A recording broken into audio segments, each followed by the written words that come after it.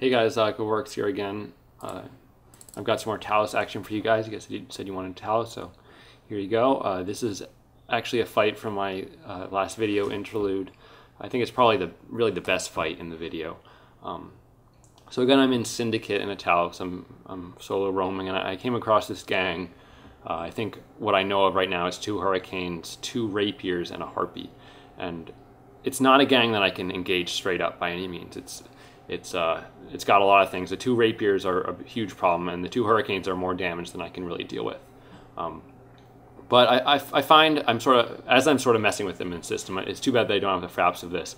But I'm warping around at Celestials, or that's what I have been doing, and I've been just sort of burning around. And I found that they're not really that well coordinated, and I'm starting to annoy them and make them frustrated. And I think that I actually have a decent chance of doing something about it. So I let them see me warp to this gate, and I'm hoping that something will follow me, and something does. The harpy follows me. So here we go. I'm going to go ahead and unpause it right now, and we're both going to jump through here. I really don't want to get tackled by the harpy on this gate, obviously, for everything else to come in and be right on top of me. So I immediately get my bearings, and I start, first thing I do is I start burning off the gate.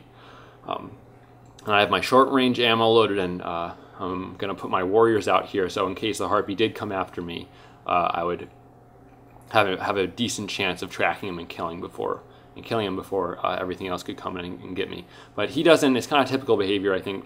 He doesn't really come after me right away. He's more hesitant. He wants to wait for his gang to be on the other side of the gate before he really comes after me. So I get to about 60k off the gate. He actually might even be afterburner fit, so he may not even be as fast as I am by the looks of how fast he's going. So I've left I'm probably not going to kill him. So but he warps off. Anyway, so now I have the fight set up in a pretty good starting position. I'm outside the range of the rapiers, and I'm off the gate about 70k. It's the really key point in this fight is rapier's web range is usually it's about 40k, and then if they overload, it can get to 50k. That's, I think, with Recon 5. So ideally, I want to keep myself 50k or more from the rapiers, because if the rapiers web me, then the hurricanes are going to be too much for me to deal with both at once. But a really cool thing about a talos is that they're really great hurricane killers one-on-one. Basically, if I load up null and I keep them at about 20k from me, I found that I pretty much invariably beat hurricanes, which is really cool. So ideally, I want to get these hurricanes one by one, and I'm not really sure that that's going to happen, but I want to give them a chance to. So I'm keeping myself at about 80k from the gate. You can see I sort of pulled around to sort of do a little loop around the gate. And so I'm just waiting to see if anything comes after me right now. Or maybe I'm waiting to see if the harpy warps back in.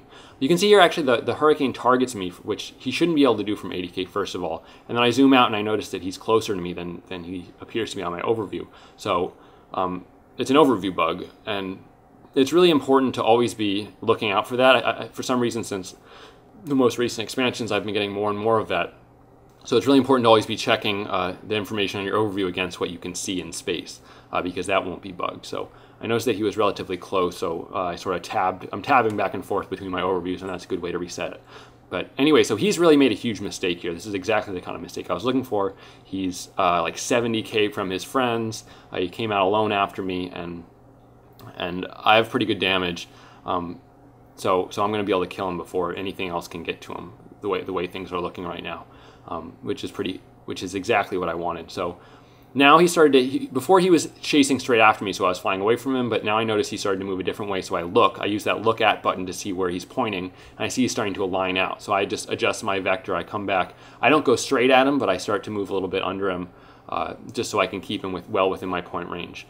And he, as a sort of last-ditch effort, puts his ECM drones on me, and you can see I can actually right here, I get really lucky, and my last volley before the jam is the one that takes him down. So I get pretty lucky with that.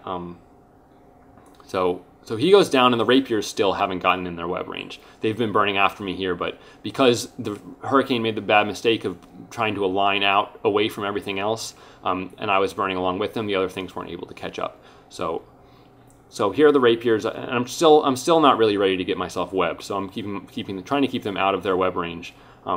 That rapier warps out for some odd reason. I'm not really quite sure why. Maybe he's going to try to warp back on top of me. But I'm thinking of potentially leaving, but But this rapier, I figure I can go in and maybe shoot at him a little bit, maybe force him out as well, so then I can work on his friends. The other Hurricane is way off, but Brutix joined in the fight as well since the beginning, but he hasn't been anywhere near me. So anyways, I'm just sort of keeping myself at the edge of web range again, and trying to force this rapier off. Something that I didn't do very well in this fight that I think is important is anytime you're fighting rapiers, it's really important to keep them targeted at all times so that they can't cloak back up. It's really important to sort of be able to keep tabs on them.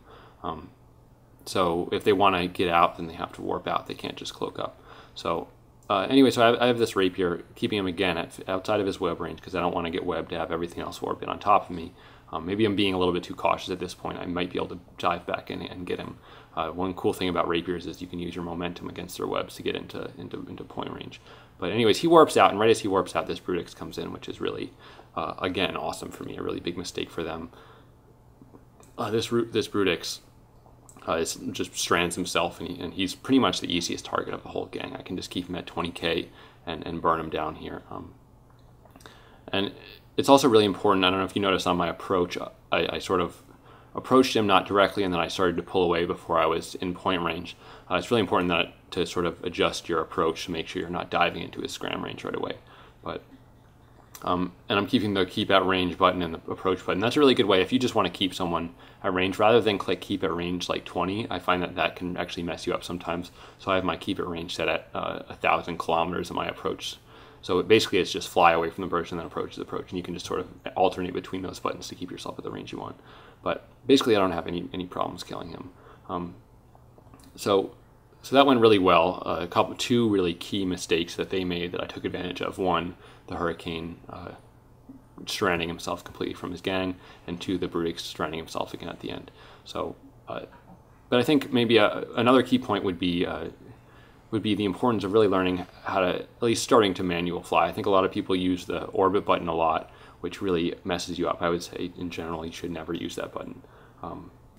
And yeah, so the sort of doing the keep at range and approach button is a nice little technique when it's just one other ship, but otherwise you want to be trying to pick vectors with clicking in space, and that's something that takes a lot of practice and kind of outside the scope of this, but I think it's worth learning. Another thing I want to point out about my overview is just the importance of having, when you're flying this kind of nano ship, having velocity and then have radial velocity on your overview right next to it. So you can tell, for instance, if something's radial velocity becomes negative of what their total velocity is, they're flying directly at you. It's really important to use that so you can see immediately when something's burning at you. But otherwise, yeah, again, practice is really key, and really you want to work yourself off reliance on those approach and keep at range and orbit buttons. You want to not rely on those, or you want to rely on those as little as possible because they give you less control over what you're doing.